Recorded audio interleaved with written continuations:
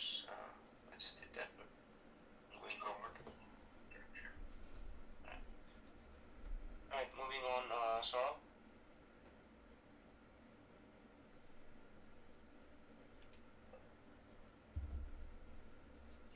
Yeah, hi Pratik. Hello.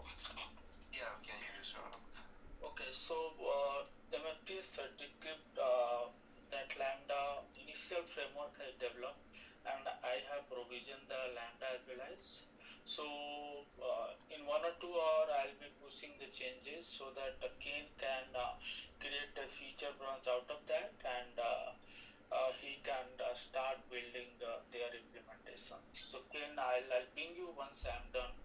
So the infrastructure part related to the Lambda provision, all thing is done. I have to start making pushing more code to the handler to implement the feature. So I'm making progress. There is no block. Okay. Thanks, Saurabh. Let's go to Karthik. Hey Pradeep. Okay, so I'm working on this MFTS spike for the outbound route. So I created a request yesterday, MFTS request. So I'll be submitting the ACM request today for adding those IPs for outbound. And then I'll start working on spike to explore on SFTP from S3 to MFTS. So that is one thing. And the other thing is today I'm going to work on the release patches for production that are getting deployed on Monday. So Okay. yeah. So Karthik, for that, I think we'll probably create some subtasks under Swatik's story for the deployment and just be specific with the release branches and close the task off once you are done. Hey Karthik, so really quick, right? So I know this time we are doing this creating it all separately, right? And in future we can create this all together, right? When for one merchant, right? Both in route and outbound route, right? Yeah, right. Okay. Yep. And then is this going to be created by ITech team going forward, like in production? We don't know yet. I believe that's Okay, the so process that's to be defined. Yes. Okay. Define So all we the had a conversation about that. How they can forward the notes. What they do today is they do create. In fact, they request a third team, and they request the routes. But it's like a once in a year activity. So we have to figure out if there is a I think the problem we have to solve is how do we get that route. Right? Once they create, how do we get that information systematically? But anyway, we can move on. I can guide you through what that means. So Patrick, with the outbound route, the target IP equal to your own PC or where do you go? There is in MFTS while actually raising the request, they given the source IPs. So while creating the outbound, the source IPs will become the target IPs. So not the source is S3, right? So yeah, the source is going to be the VPC endpoint. So we have the list of IPs there, and the target would be VPC endpoint. Yeah.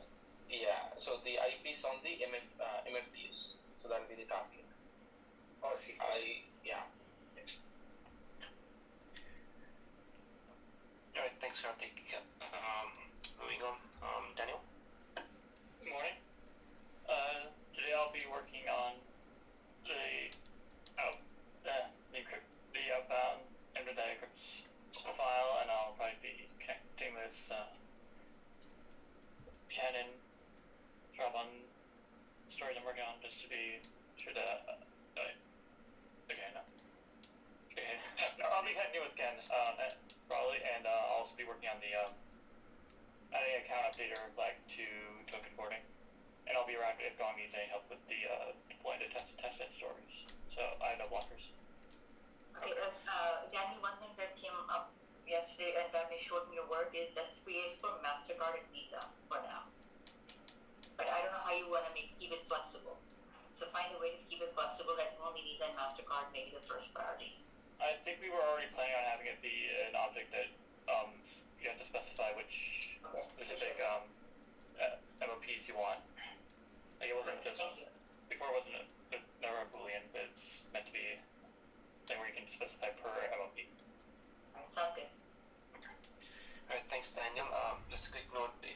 subtasks under those. Yeah, I'll be stories that making you have? subtasks too. Sorry. Alright. We did. Alright, so Ken? Yeah, so as Sarab and Dan both kind of talked about, we're working on the inbound lambda. I was looking at the PGP decryption and how that works yesterday, and yeah, so we're gonna just keep working on it today. Okay. Alright, just moving the story into in progress for you, so please keep that in mind. I thought it was, yeah, and I will make some subtasks for you too. Alright, Ken, you are on strike too, okay? Yep. Alright. Noted. Alright. It's gone. Yeah, had a meeting with Daniel yesterday, which we created all the PR from feature to monster, and doing the merge, I found there's a build fail on running the lambda because of the new toolkit. We'll have to check the code and fix that. And finish that today. It's good after the master branch merge. So we'll plan to verify all the repos on the master branch build, and then after that run the test in the test environment. Then we'll deploy to the Cardinals release plan and deploy to testing. Okay. And this is not for the next week release, right? Or is it? This is not released. We have to do merchant onboarding on the testing environment. Okay. Like as mentioned yesterday, right? So all the subtasks under this story are closed, so whatever is relevant and whatever you're doing I need to create right now, yeah. create the subtasks for those, and we should be able to close the stories once it's deployed into testing. And also I work with Chin clear out the race when I work on some the issue of adapter, the simulator you can adapt. Okay. So Swadvik, for the truncation lambda that we discussed, just coordinate with the token editors and standoffs, like if you have any questions regarding that lambda. If not, whatever we discussed yesterday, if we are good with that, then we should be good. I'd like to hear that. So Urban had a meeting with Cloud Atlas team yesterday, right? So now the plan is that so first we'll go with the truncation lambda with JVM data version 7, and I guess Cat got the team Cat got, so the team will going to relax the policy check, and after that we would be running another pipeline, the same the truncation lambda with the 8th version. Then we would be going. So there would be 3 pipelines for truncation lambda. I guess after we go, the tokenators will going to go after us. So total they will. Let me repeat that. So we can first downgrade the data, GPM data to the version 7, and run the apply. I'm not sure. So Ryan just gave me the pipeline on that. So I guess they would be doing only that. Then they have another pipeline with the JVM data version 8. So that would be a second pipeline that would be running. So if that resolves right, then we can go with our changes. So that's the solution the team has given us that last team. Okay. So maybe Savik, I can want to maybe connect you with offline, just trying to see how we can prevent this in the future. Yeah. No, this is this is not because of I'm not token editor team will be deployed talking about to production.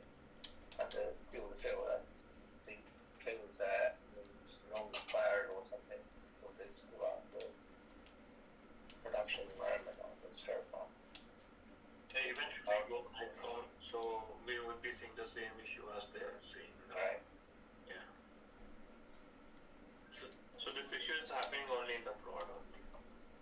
Cat and perf is fine. Yeah. Okay. Yeah. Alright. Anything else, team? Sidra, anything from your side? Yeah, very important. Those who are celebrating, happy Diwali, and those who are not celebrating, get invitations. People find friends and get invitations. This is the place to be. Yeah. So actually, next week, NCC on NCC side there's a celebration. I did forward out the invite. Or Next, because the event, right? They schedule. They only available. There's a facility, right? Only available next week. Okay.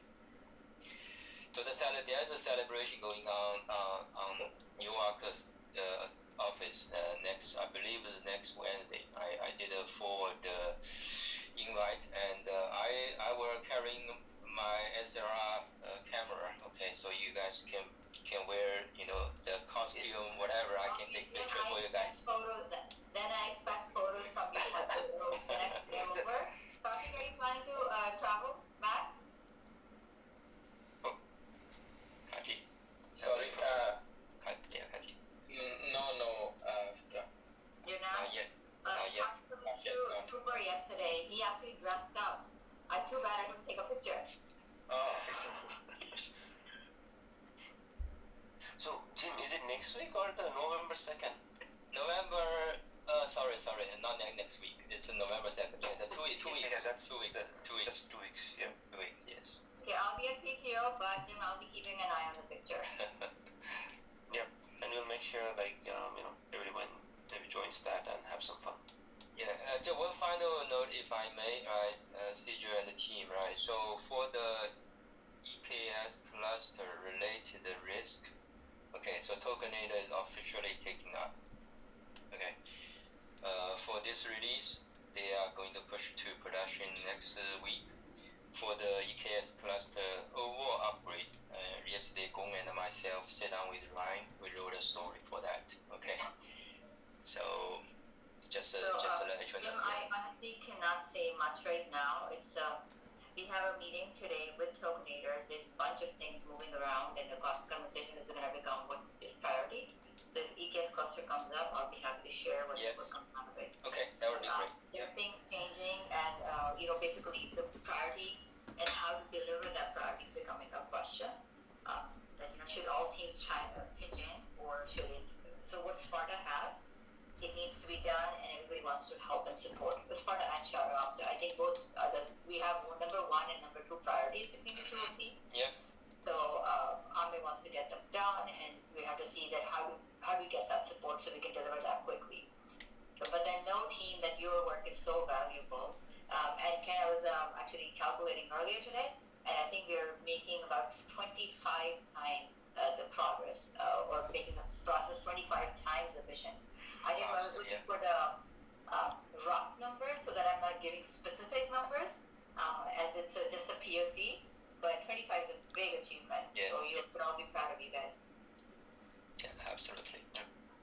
That's pretty good. Oh, it's amazing. Alright, so somebody find an email for me and see if we are doing PBR or not. Alright. Okay, cool. Alright, thanks everyone. Happy Friday and enjoy your week. Friday. Bye-bye.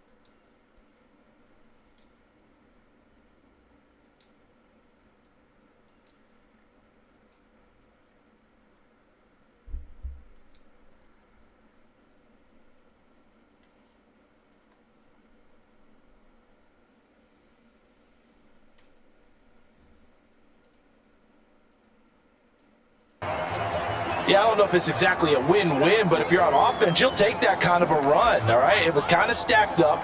found a little bit of yardage, and frankly, they're pretty close to staying on schedule on offense. The playbook is still open for the coordinator.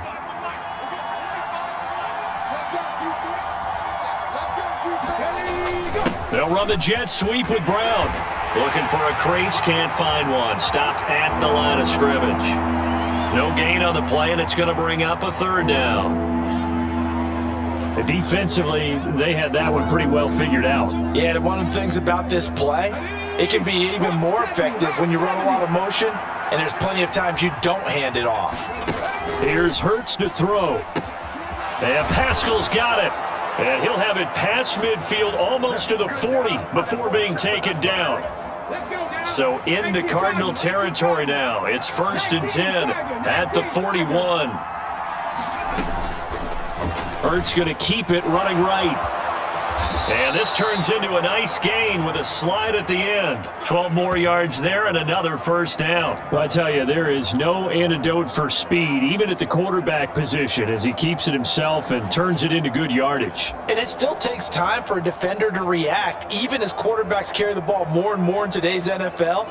They're still a little bit in disbelief and realize, oh my goodness, he's running with the ball. He may be 8, 10, 12 yards downfield at that point. Eluding the pressure right. And he takes a shot on the release as this will be incomplete. Offense was moving it a little bit, had them back on their heels, but they earned a brief pause by forcing the incompletion. That gives them a quick chance to regroup and try and mount a stand before they're backed up even further. On 2nd and 10, Hurts. It's incomplete. Took a shot, couldn't connect. Those throwing windows get a lot tighter near the end zone, don't they? And here's the thing. You already probably have 3 points in your hip pocket. You force a throw here and give up an interception, you come away with nothing. Especially tough in the middle third of the field where he threw that one. Here comes the 7th play now of this drive as this is 3rd and 10. Hurts sets up to throw it. That's into a crowd and intercepted. Picked off by Byron Murphy. And the Cards are going to take possession here at their own 16-yard line. Murray and the Cardinals with a 1st and 10 at their own 16.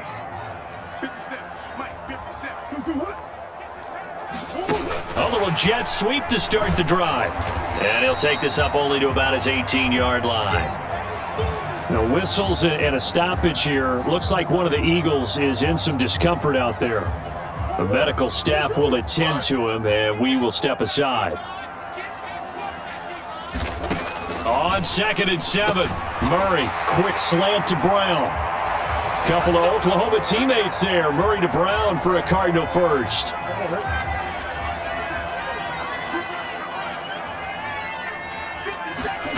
Murray going to throw. Caught by the tight end Hurts. And he'll be tackled right on the chalk of the 45. But following the play now, they're going to stop the clock here as a man is shaken up. And the medical staff is going to come out here and take a look, and we will take a short break. Murray to air it out again. And his throw's going to be incomplete. And not a common sight, at least on this drive. A momentary setback, though, for this passing game that has been moving well this series. Good thing for them, though. Still 2 more downs to connect and try and pick up another first down. Murray's throw here complete into the hands of Hurts. And he has another first down as they'll get the ball down to the Eagles' 44-yard line. It's a gain of 11 yards that time, and it produces a new set of downs. So from Philadelphia territory now, here's a 1st and 10 at the 44-yard line.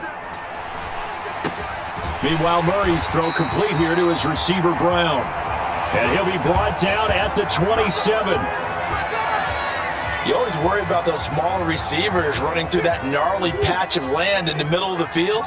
But he did a really nice job there holding on to the football and protected himself as best he could while completing the play. This is caught and out of bounds all the way down at the 3. That one goes for 24 yards. Just picking up yardage in bunches here these last few plays. They have moved right down the field, and just like that, they're going to be set up with a 1st and goal. Williams. is into the end zone. Touchdown, Arizona. Well, they move the ball down the field through the air, Charles, and then finally they get the running game involved, and it works to perfection. Touchdown. And, partner, I kept waiting for that running game to come into play and actually saved it until the very end.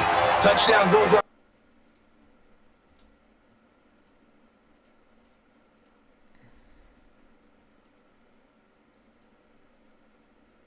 After the touchdown, out is Prater to kick. He will return this from deep in the end zone. And he's up past the 20 to the 22-yard line.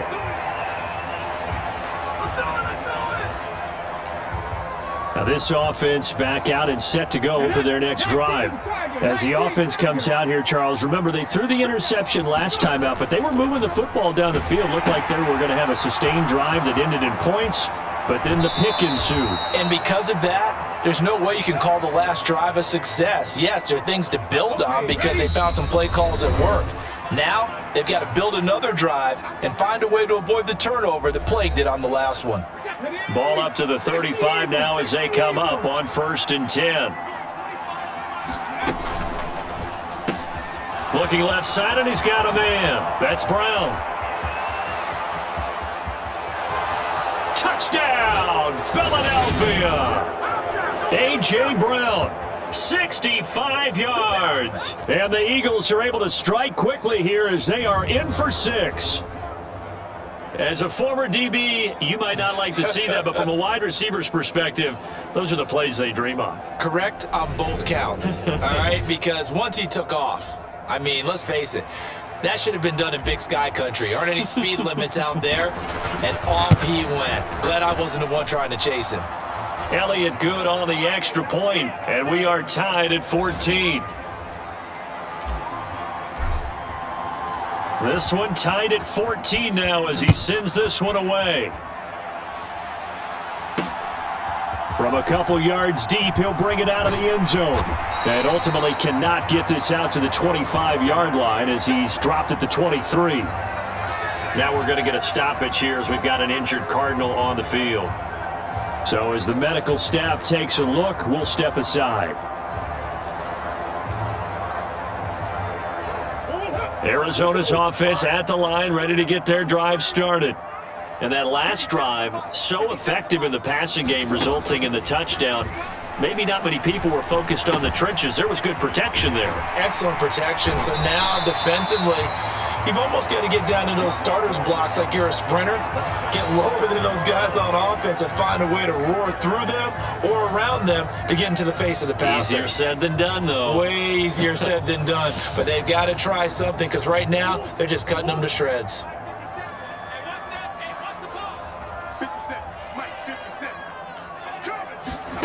On 1st and 10, here's Murray. And this will be incomplete. Physical play on the football there, and it's 2nd down. 2nd and 10 from the 33-yard line. To throw is Murray. And his throw is incomplete. Receiver coaches preach to their guys all the time, separation, that's what's going to make the play successful. That time there was very little, and I think they were actually fortunate that it was only knocked away and not intercepted. Throwing again, Murray. And he's got his man, Marquise Brown. And he is going to have a Cardinals 1st down as they're able to get the 3rd down conversion. This one swung out to Williams. And they'll get to him after a gain of 7 to the 47. 2nd down and 3. Throwing now is Murray. Finding Green complete. And he has another 1st down as they'll get the ball down to the Eagles' 25-yard line. Now a timeout called for by the offense as the clock will stop with 34 seconds to go before halftime. Murray now on 1st down. He's got Brown on the out route complete.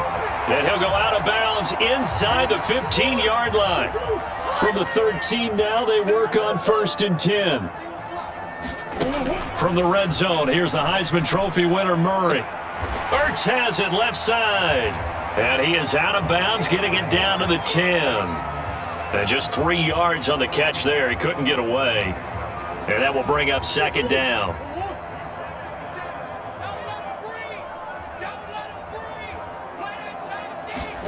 Now Murray again. Hauled in by McBride along the sideline. So back-to-back plays, each get nothing. And now 3rd down and 6 to go. They are in need of 6 yards here if they hope to move the chains. Here's Murray. And that is incomplete. 16 seconds now on the clock. In the red zone, precision is the watchword. If the throw's a little too early, too late, maybe off a little bit, going to be a good chance that any attempt is going to be a contested one, and that one falls incomplete. Prater's kick is good, and they take a 17-14 lead. So they're able to end that drive with 3 points in this one-possession ball game. And ideally, you want to end every drive with points. Most quarterbacks would tell you, let's end it with a kick, right? A PAT, that's number 1. Field goal you'll take. Punts, you really don't want to do that. In this case, they'll take the field goal and get prepared for the rest of the game.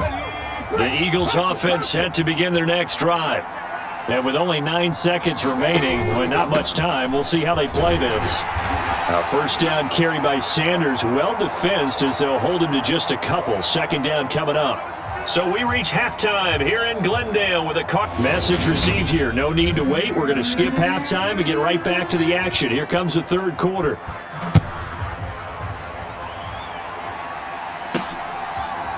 They'll elect to bring it out here from the end zone. And ultimately cannot get this out to the 25-yard line as he's dropped at the 23. And the Eagles ready to go on offense to begin this 3rd quarter. Well, Charles, in that first half, we saw a fair amount of offense on both sides of the football, and now the team trailing here will start with it in the 3rd quarter. And we both know this coach pretty darn well, don't we? Because his game planning is always on point. And now that he's getting the ball to start the 2nd half, how about all the offense that you already referenced in the first half? He'll put that all together and come out with something really strong, I believe, to get things going here in the 3rd quarter. Well, hang on now. We're going to pause here. We've got an injured player. So they'll come up 1st and 10 now from the 33. Throwing is Hurts. And a little floater there, but it'll wind up incomplete, falling to the ground. 2nd and 10 from the 33-yard line. Hurts. Oh, Pascal able to haul that one in. And they'll get him down on the other side of midfield. So into Cardinal territory now. It's 1st and 10 at the 49-yard line. They go play action with Hurts. The quick throw knocked away. It's incomplete. This could be the start of a nice stand from this defense now after getting...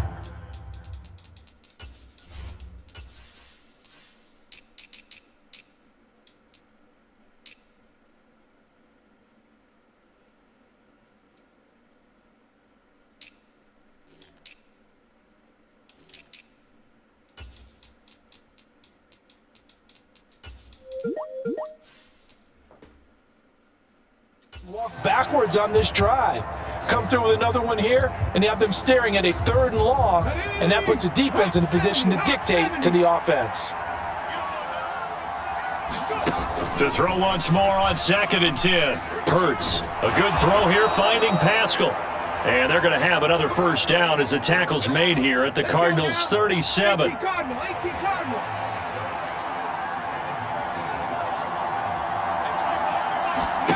Off the play fake, here's Hurts.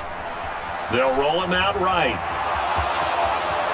And Hurts able to show off some of that elusiveness as he slides to the ground there, and in the process picks up the 1st down. So from inside the 20, here's 1st and 10 at the 18.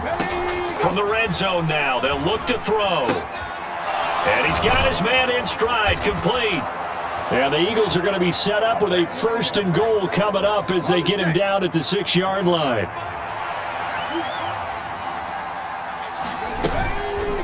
They'll try to run it in, going option right. And he is into the end zone. Touchdown, Philadelphia. Jalen Hurts scoring on the keeper from 6 yards out. And the Eagles have taken the lead as they go right down the field and score on the opening drive of the second half. So a very strong first drive in the second half, Charles, as they've turned that halftime deficit into a third quarter lead. And they were pretty purposeful there, weren't they? Measured in their approach. But boy, they executed awfully well, moving the ball down the field. And they'll get him down right at the 25-yard line, so the same result, had he opted for the touchback.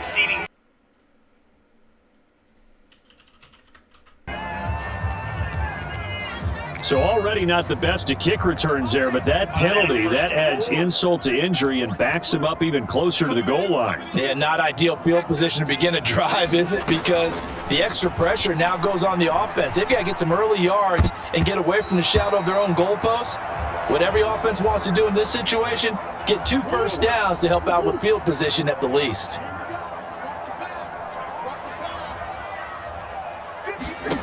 To throw again on 2nd down, Murray. DeAndre Hopkins making the catch. And he'll be taken down, but not before they reach the 50. It's a gain of 35. So the line of scrimmage all the way up to midfield now as they've got it 1st and 10.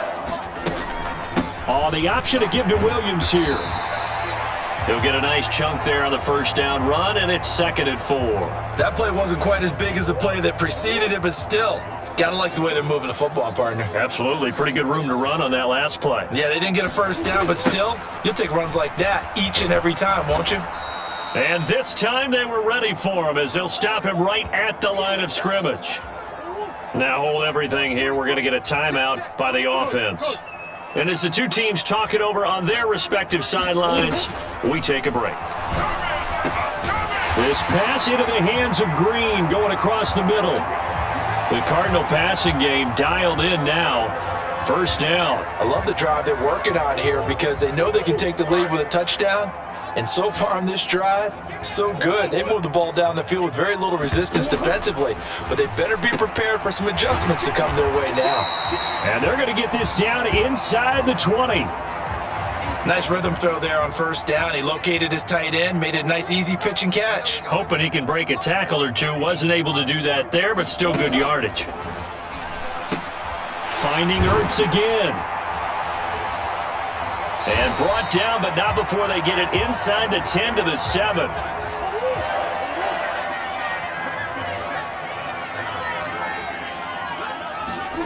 Again, they'll throw with Murray. Caught on the slant. That'll bring up 2nd and goal after the gain of 5. One thing you're hoping for when you run drag routes, you're able to hit a receiver in stride, and he can pick up a lot of yardage after the catch. But in this situation, the defense was effective, able to stop him before he could get a good head of steam going. And they'll turn to the power game to try to get in. And he tries to power forward, but he will not get back to the line of scrimmage. That backs him up 1 yard and brings up 3rd down. I see a shake of the head as he gets up, and you've got to imagine he's thinking, guys, you got to help me out. He's hoping his team can read his thoughts because he definitely needs some assistance. Meanwhile, on 3rd down, they take a shot at the end zone, but it's incomplete.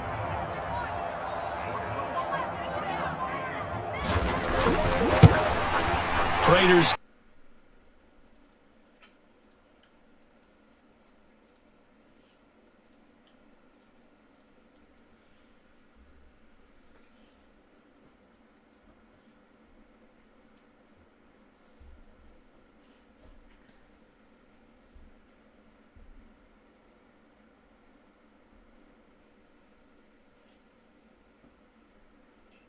Hey Ken, thanks for joining.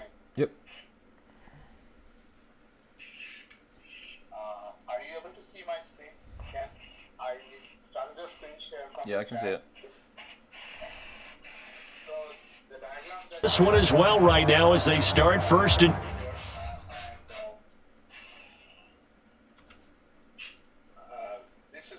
process what you're following, but I'll just go over his idea. Okay, and then this is purely architectural, not functional diagram, right? So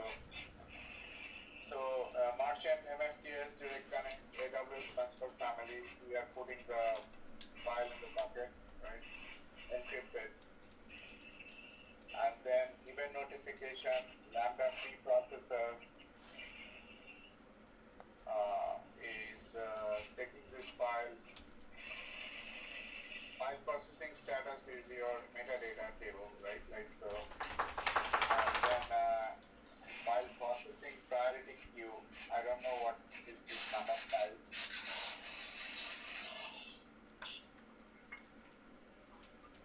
And then this file processor picks it up and starts the glue job. The glue job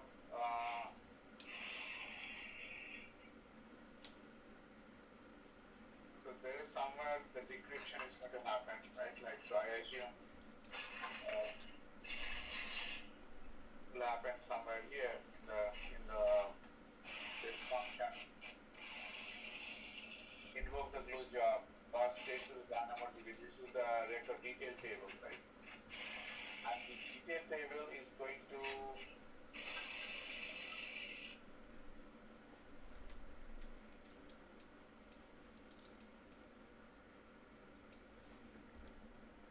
You there? You cut out. the detail table is going to add all the requests, and then when everything is finished, this record processor will listen from the DynamoDB stream and put it into the SQS. But somewhere along the line, in number 10, we are putting the elastic cache. Karthik, I am hearing the background. Oh, from me? Yeah. And maybe you are moving your mouse, and probably that is creating a lot of noise. Oh, but let me go on mute. It sounds like you're washing dishes. So my question is why elastic cache like at this point? What is that? So elastic cache, I think, is because there could be tokenization happening on a pan from another file. So we are doing the duplicate check within the file, right? Like the logic that we have in the same file. That we will filter it anyway, right? But if it is a different file from a same merchant, right? Mm-hmm. So this elastic cache is going to but my point is like, instead of doing this, I will talk with Peter. I have some disagreement on this elastic cache. So my thinking is just before I tokenize as number 12, right? At number 12, before I call the token adapter, I should be able to check a vault service, right? Or a vault database to check if the card is already tokenized or not. And it is in active status. If it is, then I will mark it right there as duplicate and not call token adapter. Mm-hmm. What do you think? Like, yeah. So the vault is a DynamoDB table, right? Right. And vault so is this not is going just to one table. There are a lot of tables in the vault. So we have to find out which table has a network tokenization information for a PAN, so that we can query the table and figure out. Because this elastic cache is not going to stay for long, right? Yes. So it's not a complete duplicate check, but it's going to only check for whatever is there in there. Like for example, like 10 days or 15 days, whatever you want to actually. But yeah, vault would actually check for all of it, right? So that is one thing. But how would the because we're dealing with a lot of volume here, right? So if you want to go back to vault for every request that you're making, right? So what is the design on the vault side? So how is that going to handle so many things? RCs, which is increasing. So elastic cache, I mean, it's basically a map, right? So in the memory. Right. Mm-hmm.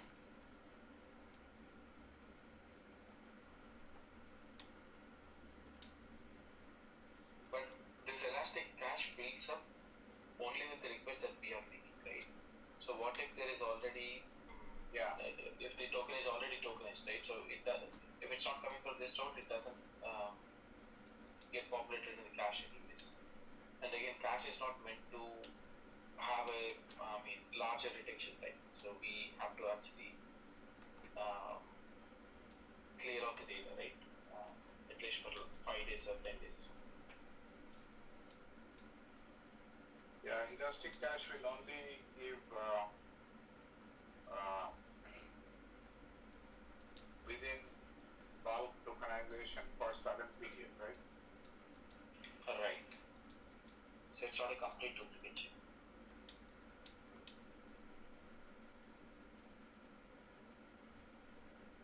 Okay, so that we have to figure it out, right? Like, I have to think about that. But elastic cache is also fine. Like, it's not, we can do it, right? Like, so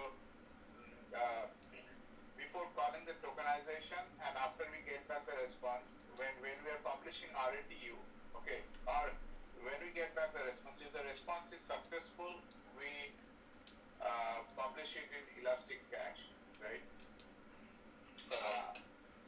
And then in the glue job itself, we can check from the elastic cache and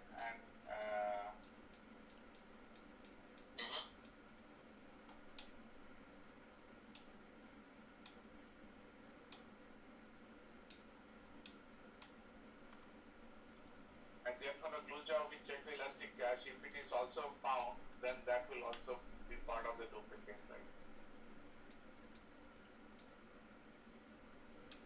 Yeah, so that we can build, right? Mm-hmm. So Ken, one update is yesterday we tested, okay, using repartitioning, we were able to process the job in a single file, right, without splitting. I'll show you the details on my screen. Yeah, with repartitioning? So, yeah. So I'll show you the code also. One second. Let it load.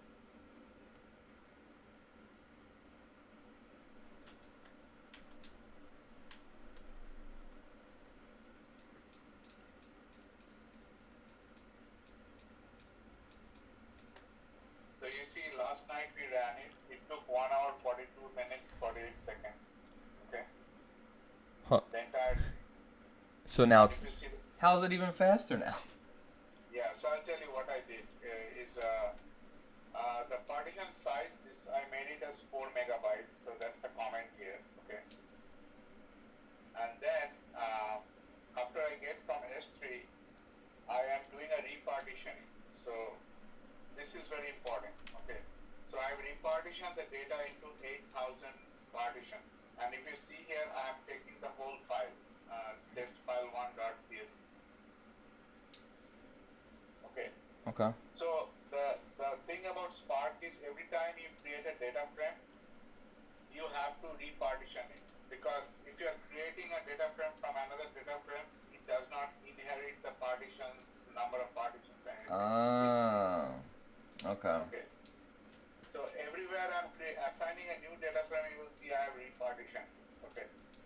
Now this 8,000 number, how I came to this 8,000, it is just out of like it's an assumption, right? Like there is no hard calculation behind it. The only reason is I was explaining Karthik yesterday that there is a concept of executors, right? So per job you get only 100 executors, okay, and each executor is assigned to a partition, okay. Now one executor is reserved for the driver executor, which drives and synchronizes things, and the second executor is reserved for cluster manager. Okay, rest of the 98 is available to the job that is running currently. Okay. So 98 executors, if I give them enough partitions to work with, and think about this, the larger number, how would I say that? The more the partitions, lesser the partition size. Okay. So, Right. Yeah, that makes sense. yeah. So what happens is all those executors are now having there are a lot of tasks. So look at this diagram. Yeah. Diagram. There's a diagram. I always think of it like a pizza. You can take the same pizza, you cut it up into more slices. The slices are smaller. Like, it makes sense. Yeah. And more people can eat them. And Right. More people can eat at the same time. Right. Yeah. So this is the picture that you see that, right? So Yeah. these are the each executors, right? So if I break enough partitions, like this, each executors will have it will be distributed across the 90